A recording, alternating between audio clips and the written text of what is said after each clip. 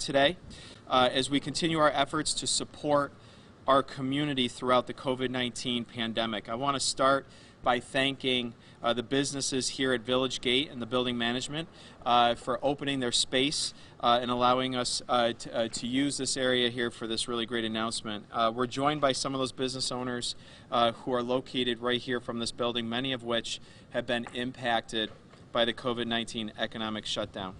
I also want to recognize some of my government and community partners who are here, many of which you'll hear from shortly.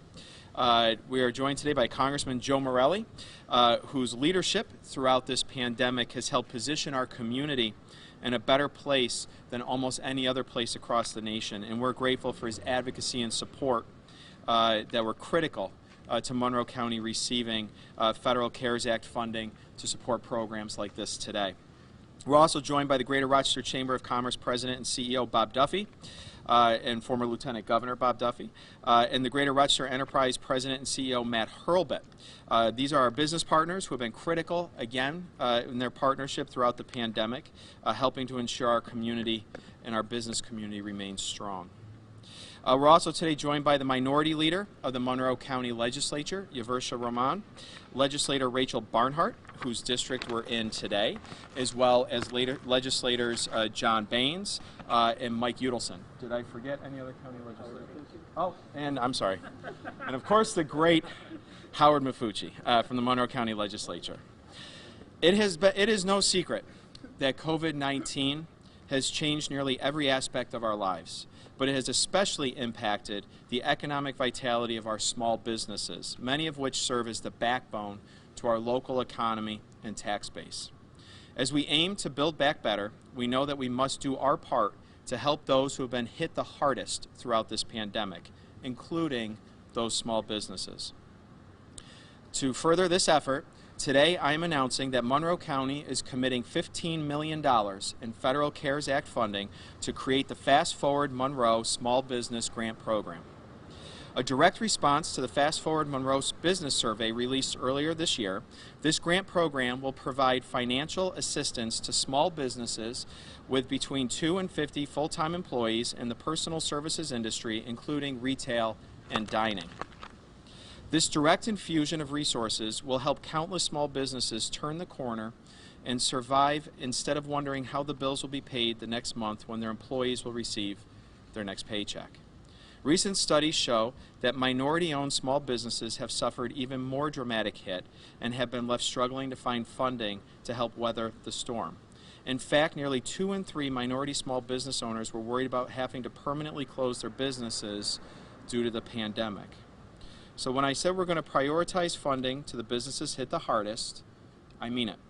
The Fast Forward Monroe Small Business Grant Program will prioritize minority and women-owned businesses, businesses located in disproportionately impacted neighborhoods, and other businesses that have not yet received COVID-related aid. Again, this program is designed to directly impact those most affected by the pandemic and the local economic shutdown. This is a tiered grant initiative that will disperse funding based on the number of employees for each business. Eligible applicants to the Fast Forward Monroe Small Business Grant Program will receive up to $10,000 in funding for sole proprietorships and businesses that have up to 2 full-time employees, up to $15,000 for businesses with 3 to 25 full-time employees, and up to $20,000 for businesses with 26 to 50 full-time employees. Applications for the Fast Forward Monroe Small Business Grant Program are now being accepted starting today and can be submitted until November 2nd. Until November 2nd. They can be submitted at www.monroecounty.gov/fastforwardmonroe. We have complete grant program details, and the application are all available online for anyone interested in applying or to find out additional information. All of this would not be possible without the advocacy and leadership and support of our federal representatives, particularly Congressman Joe Morelli, Senator Chuck Schumer, and Senator Kirsten Gillibrand, for working tirelessly to secure CARES Act funding that Monroe County was fortunate to receive earlier this year. And again, I want to thank them for their efforts on behalf of our residents and our business owners. From the outset, Monroe County has made the public health of our community the top priority.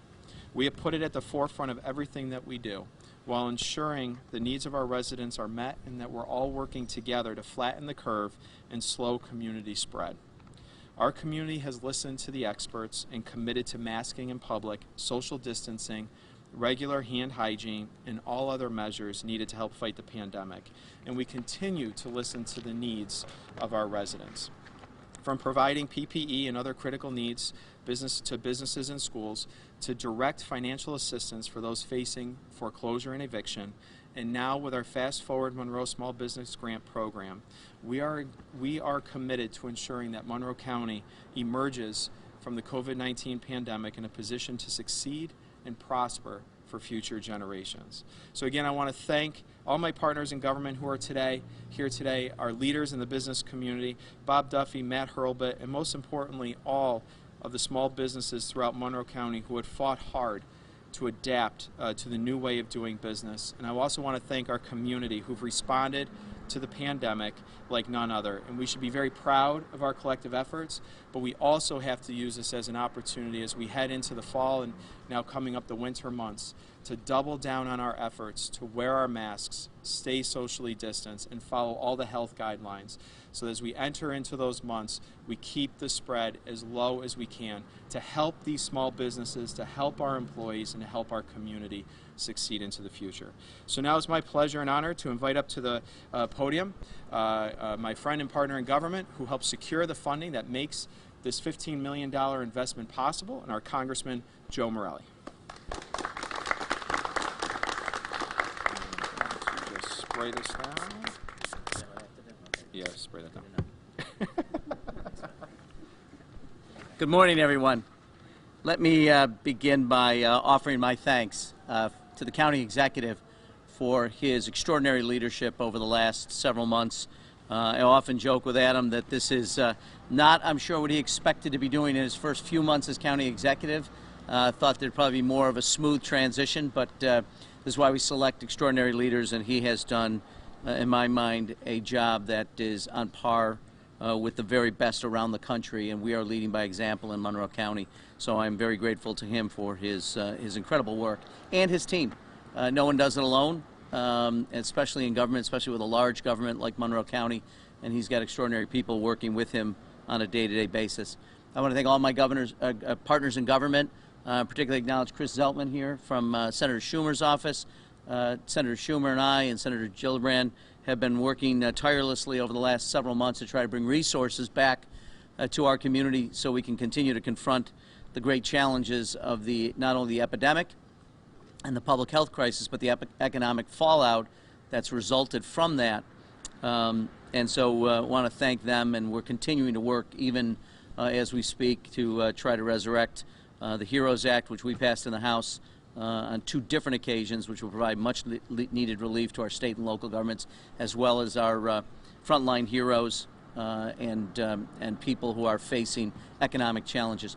I also want to thank, we're blessed. Bob Duffy and Matt Hurlbut and the great work that their organizations do in our business community, our not-for-profit community is without parallel. And people have been working together. I often say, and it's probably ad nauseum a little bit, that it's an incredible privilege to represent Monroe County because we are unique. Nowhere around this country is community so close together, working so much hand in hand to make sure that we can try to do everything we can for the people in this community. So I am blessed with them, and obviously, to our small businesses who are here, it's a challenge. I know from personal experience, running a small business is a challenge under the best of times.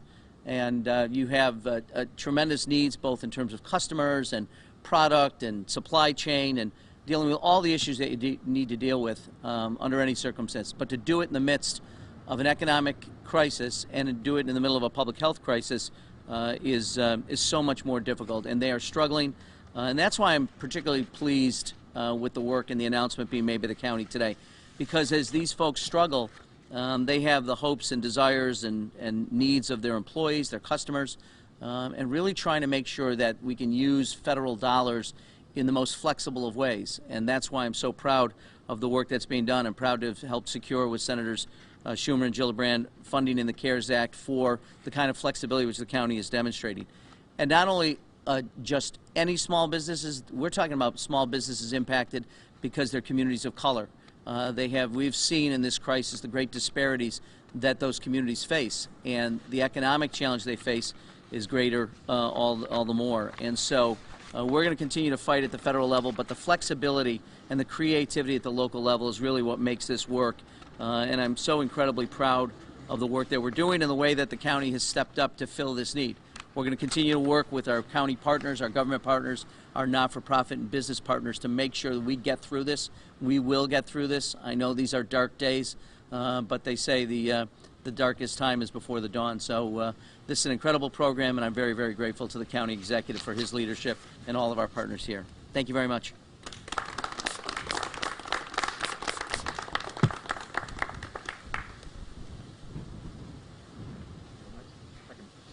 And next up is former Lieutenant Governor and CEO of Rochester Chamber of Commerce, Bob Duffy. Thanks. Thank you. I'll echo the comments. First of all, I'm going to start off thanking County Executive Bello. This is an extraordinary program, $50 million, really no red tape money. It's going to be a lifeline for our small businesses. I want to thank Congressman Joe Morelli. Great leadership from Washington, great leadership here, bringing this money home along with Senator Schumer and Senator Gillibrand. But before I get into the program, County Executive Bello and Congressman Morelli, the leadership that they have shown throughout this pandemic, which that's why we are here today with this funding, has been extraordinary. They have been there every step of the way. They have been boots on the ground from day one. We're still fighting this. But to add to this $50 million CARES Act funding going to small businesses, and on behalf of the Chamber, I want to thank not only the county exec and the congressman, I also our elected officials behind us, but also Anna List in the back. Anna List is the county's economic development leader. We surveyed all of our members. We have well over 1,000 members. We surveyed them and gave those results back to the county executive, Anna, and I think that worked its way into this program. It is money that will be in their hands very quickly, a very streamlined program.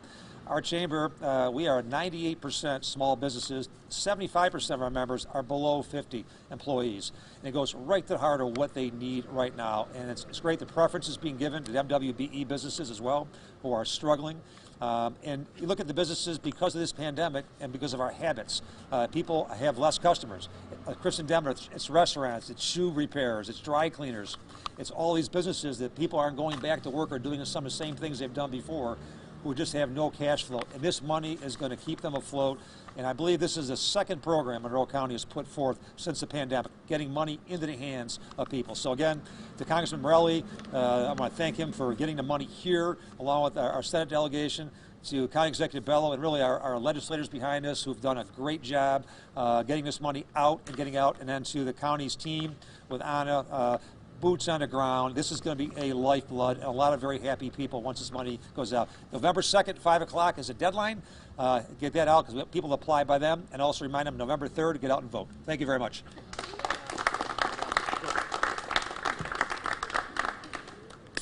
One of our new habits. All right, thank you, Bob. And next I'll invite up the President and CEO of the Greater Rochester Enterprise, Matt Hurlbut. Thank you. I think a lot has already been shared with you. We're certainly proud of the leadership, again, that's been provided at the federal, at the county level. And this is another reminder why Rochester is a place where smart people live and smart businesses grow. We know in our work to support business growth that this is critical. It's really to keeping our eyes on the future, to grow here and to sustain local business who are so desperate for cash as they continue to fight the pandemic. So we're eager to step in, support Anna and her team. I will note that Anna used to be at GRE, so we're sorry to lose her, but she's providing great leadership in Monroe County as well as the leadership of Adam Bello, and we look forward to working to get this money out and do our part, again, to connect companies to resources so that they can not only survive but grow in the future. So thank you.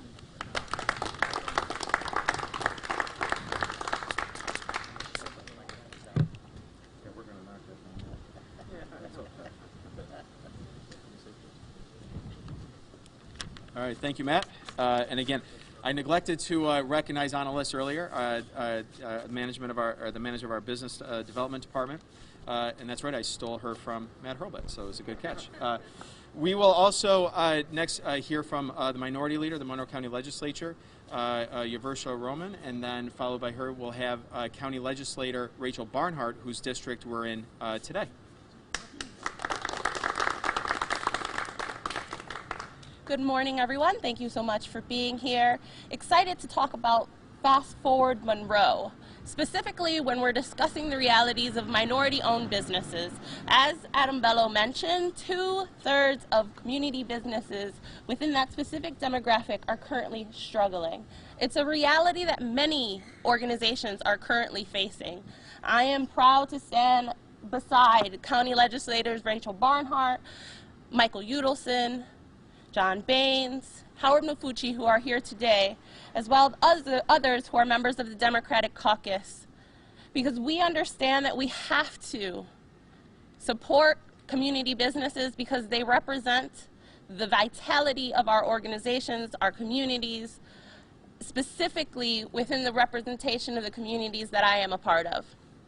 So I'm excited about $15 million entering our community, supporting local businesses that support our community to keep us thriving, to combat the fact that we are currently paused, if you will.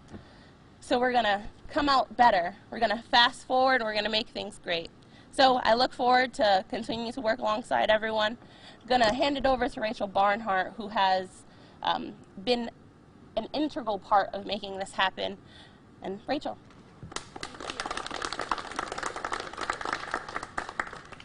Hi everybody, and welcome to the 21st District in Village Gate, which is an economic engine here in the city. I read an article in the Wall Street Journal that chain restaurants are doing great right now. They are capitalized, they have rainy day funds, and they're poised to survive the pandemic. Independent restaurants, however, are struggling, and we expect to lose so many of them around the country and even in Rochester by the time this is over. Here at Village Gate, you can look around and see that the restaurants here have done a lot to make us safe. They are following the guidelines for capacity, reduced capacity. They have invested thousands of dollars, you can see, in heating and tarps and trying to make their spaces last as long as possible through the colder weather. They've done a lot for us to make sure that we have a place to go and dine, to keep people employed, and now it's time that we can do something for them. I, 2 weeks ago, invited the county executive and Anna Liss here to Village Gate to hear the concerns of the restaurant owners.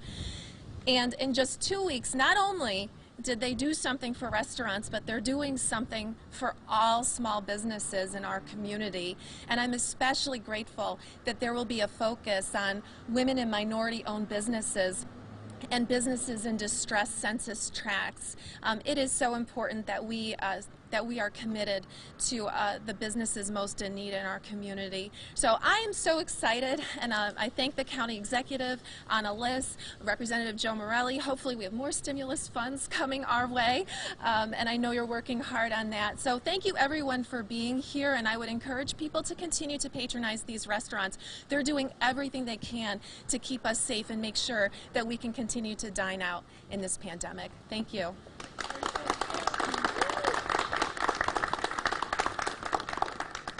Great, thank you, Rachel. And again, I want to just thank Legislator Barnhart again for the invitation. We came out here just a couple weeks ago. She introduced us, a number of business owners who are out here to help kickstart this program, and I just think this is going to help so many small businesses in our community be able to keep people employed. It's going to help workers in our community, businesses in our community. It's going to help us get through the next few phases of the pandemic here. So with that, we can open up to any questions that you may have.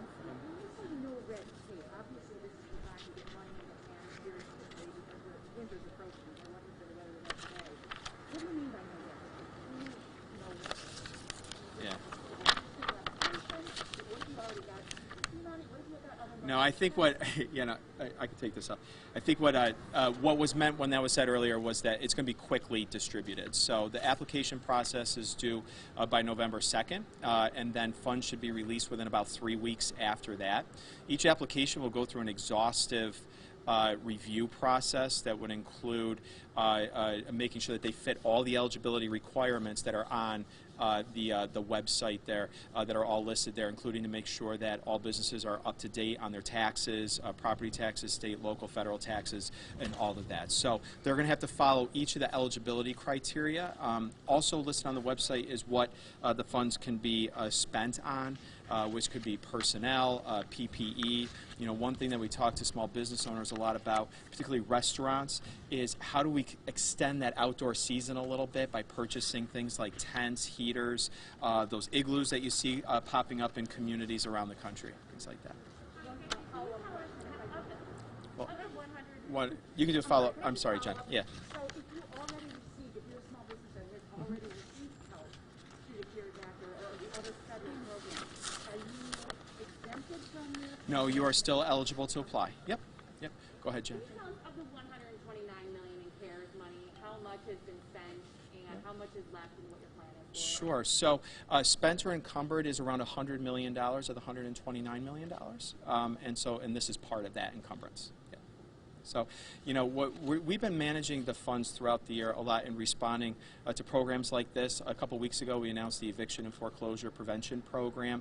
We're putting money in the Small Business Prevention Program. We have purchased an awful lot of PPE for this community going forward, but we also have to make sure that we're prepared to handle whatever comes in the next couple of months as we start to monitor where our levels are. Yeah. County Executive Bello, you mentioned that this was going to specifically target minorities and women business owners. What strategies are you going to use to make sure? Well, they will be prioritized in the application process. So we have to get the word out, and I thank all of you for doing that and being here to be part of that. But right now there's $15 million earmarked towards this program. And so as part of the application review process, MWBEs will obviously will be prioritized as part of that review as to who gets the funds. Yep. We're seeing some COVID clusters in our community, particularly in the colleges. Fisher announced yesterday they're sending all the kids home. What is your reaction? I mean, we're hearing a little pushback from some families saying, well, we want them to stay on campus, but we don't want them coming back to come back home and possibly being asymptomatic and spreading. What has your conversation been with Dr. Mendoza about some of the decisions these colleges are making? Yeah, well, first of all, I think the college is making the right decision. I think in order to stay open and have students be able to attend in-person classes, they need to follow the guidelines. They have to wear masks, stay 6 feet apart, and do that. And obviously there's been a spread there at that college, and so they're going to an online learning environment that I think is the right thing to do. Look, we are not through this by any stretch of the imagination out of the woods. COVID-19 is still here. The coronavirus is still here in our community. We're seeing it all across the country. The numbers are rising. We're testing more than we've ever tested before. We're finding a lot of new cases.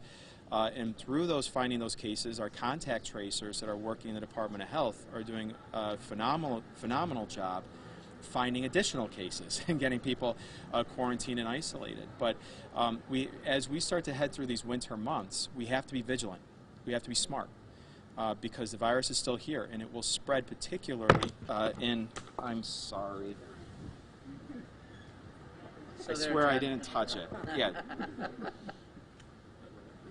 All right. Shoot. Can you? Yeah, come on over. Sorry. It's okay. I didn't touch it, I swear. That's okay. No worries. There, and I just set you up. I don't know if you're still off or not.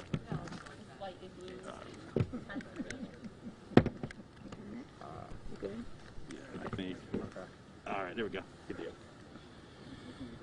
That's a good point. All right, I'm going to go like this with you. There we go. Can you hear me? You can hear me. Okay.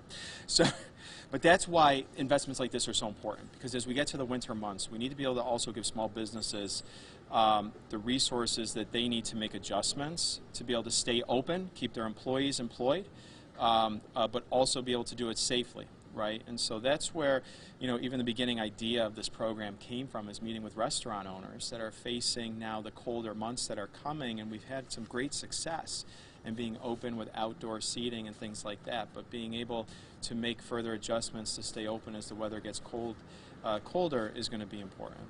Can we ask you a question as the control room head on how there's different colleges within our region handling COVID clusters differently, sort of from a broader Finger Lake standpoint? Like we saw CUSA cancel classes with less kids on campus. NAS has kids on campus running remotely.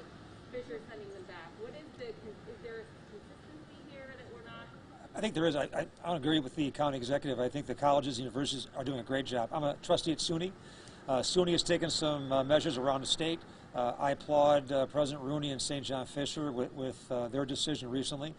As the county exec said, that this virus is not going away, and each president is really charged with doing what he or she feels is best for their campus. There's no easy answers. It's their first pandemic. It's all our first pandemic. But I think we're really worried now about going forward at this time of year about this even increasing. Outdoor events, parties, gatherings. I think SUNY just canceled their winter sports program for the whole year. So tough on the kids, tough on athletes and students. But I think so far they've all made some very good decisions, and they have to be very proactive. I have to give a shout out to our chancellor at SUNY, Jim Malatras, has been around probably half the campuses in the state right now. They shut down some temporarily, but each one is making those decisions, and some very, very tough calls because you have parents, faculty, a lot of people at work, their livelihoods depend on this, so no easy, straightforward decisions. But again, what the county exec said, I agree with. We applaud what they're doing. I think the county exec and Dr. Mendoza have done a phenomenal job giving data in this area to help them make those decisions. But I'm going to go back to what was said earlier by Adam. Wear a mask, stay away, the parties, the gatherings. I mean, we're seeing things spike, and we do not want to go back to where we were last March and April. Joe, do you have a second? Your thoughts on a new federal stimulus package? This is money for businesses, and it's going to get in hands very quickly. But there are a lot of households that are hurting, and people that this money is not going to touch. Yeah, we passed over 5 months ago the HEROES Act, $3.4 trillion in relief that would come in a whole variety of ways, not the least of which would be state and local governments for local school districts. The money flows down. About 3 weeks ago, the House took up the updated HEROES Act, which was $2.2 trillion. We're continuing to negotiate. We've been on the phones. We're going to continue to do everything we can to try to make a deal. I'm reminded Mark Twain once said that one of the hardest things to take is the annoyance of a good example. And we're going to continue to provide that example for our Senate colleagues. Senator McConnell has continued to say, we don't really care that much about coming back to Washington before Election Day. We think that's wrong for America, certainly. We're going to continue to work at it, and we'll be there and continue to talk, and I pray that we get a resolution here. There are millions of Americans who are struggling and in crisis. That number's only going to continue to grow. Every day that we wait, more restaurants will go out of business, more small businesses will lose, more families will be unemployed and reach the end of their benefits. This is a crisis. We have the greatest public health crisis in over a century, world crisis. You add that on to the greatest economic crisis since the Depression. The fact that we are not able to work with our Senate colleagues is just heartbreaking, and so many Americans will suffer. That's frankly my little my little advertisement. That's why I think Senator Schumer from New York is going to be the next majority leader in the United States Senate. Then we'll have something. We'll get something done. But honestly, that's a long ways away. We got to do something immediately. So we're going to continue to work at it.